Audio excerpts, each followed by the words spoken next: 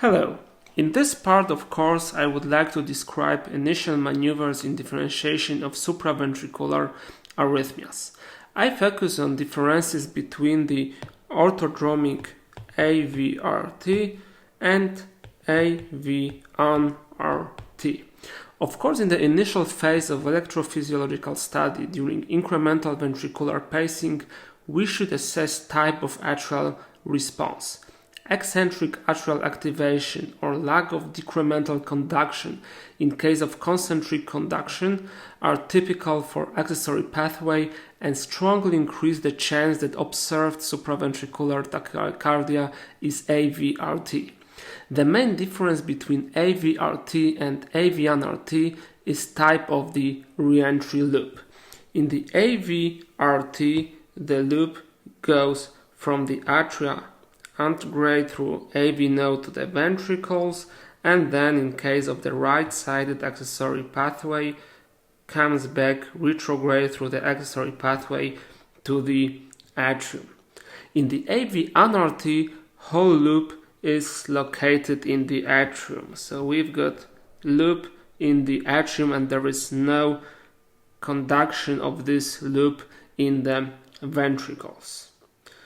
To differentiate these arrhythmias, we may use His refractory ventricular pacing. So the idea of the pacing is the pacing the right ventricle at the same time as the conduction through the bundle of His.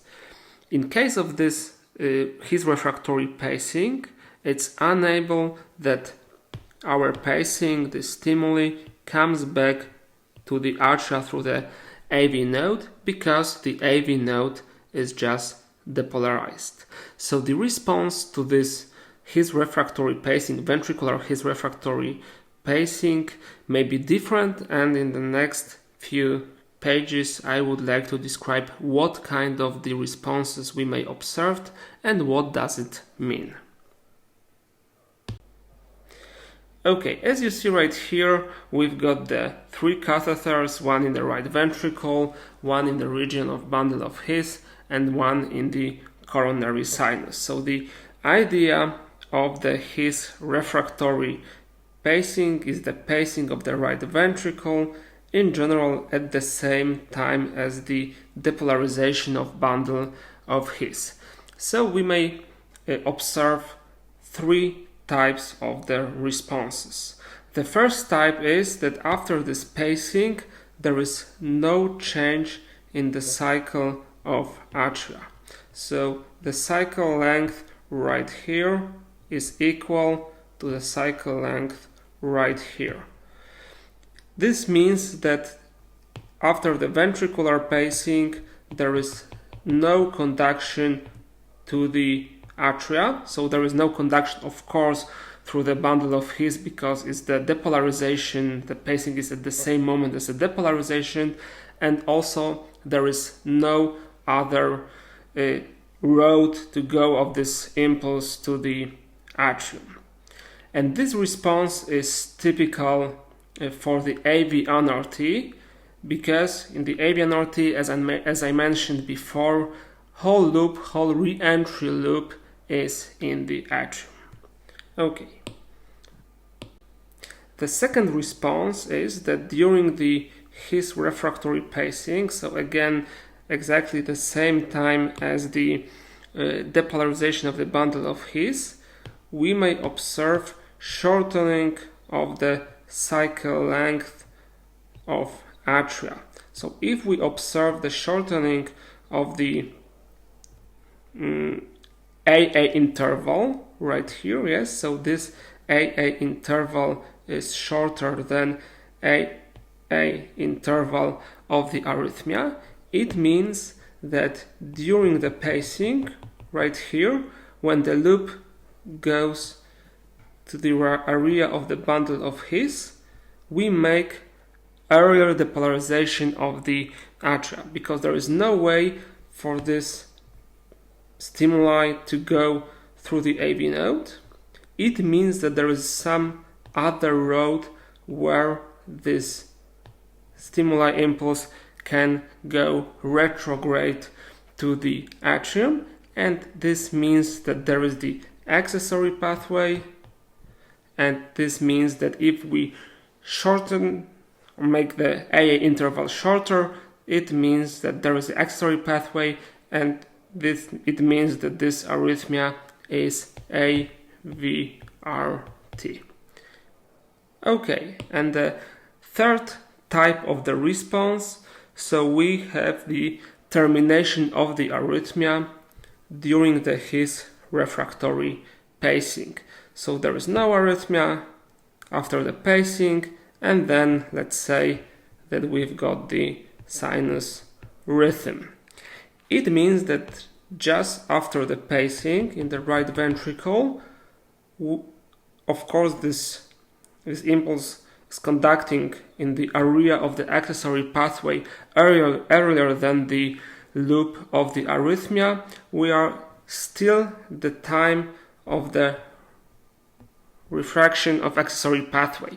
So this impulse cannot be conducted through the AV node because of this depolarization, previous depolarization of the AV node, and also we've got the refraction of the accessory pathway. So it means that also when we've got the termination of the arrhythmia, it's typical for the AVRT. So both responses, shortening of AA interval and termination of the arrhythmia during his refractory pacing, is typical for AVRT. No reaction, no change of AA interval is typical for AVNRT. Other interesting maneuver to differentiate AVRT with septal or right-sided accessory pathway from AVNRT is difference between VA interval and SA interval during the ventricular pacing.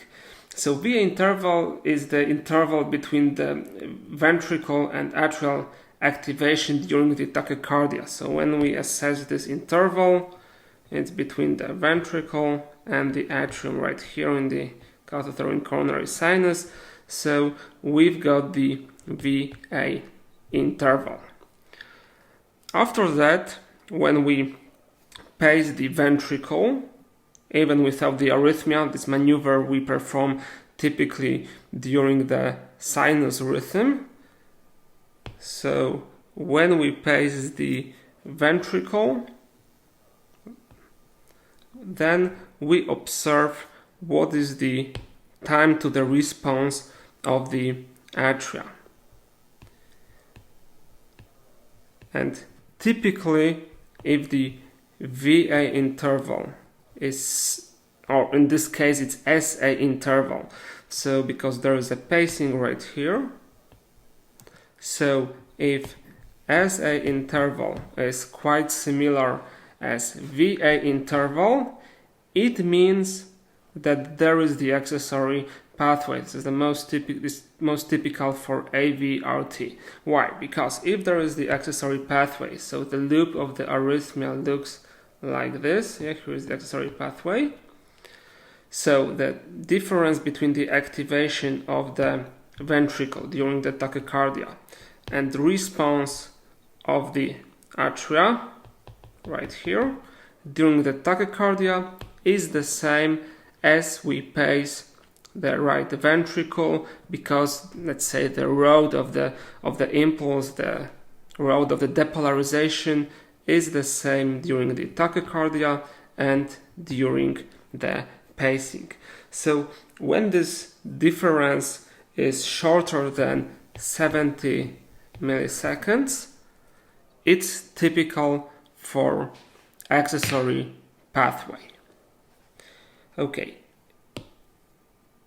Of course, we can have the longer interval, longer difference. So if SA interval minus VA interval during the tachycardia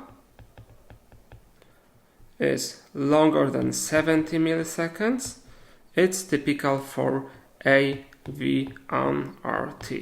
As I mentioned at the beginning, the whole re-entry loop during the AVNRT is in the atrium. So we have loop right here, and typically the depolarization of ventricles and atria are in general in the quite similar moments. So typically VA interval during the tachycardia is quite short, and during the pacing, if we pace the right ventricle, this impulse retrograde comes through the AV node, and then we've got the atrial activation.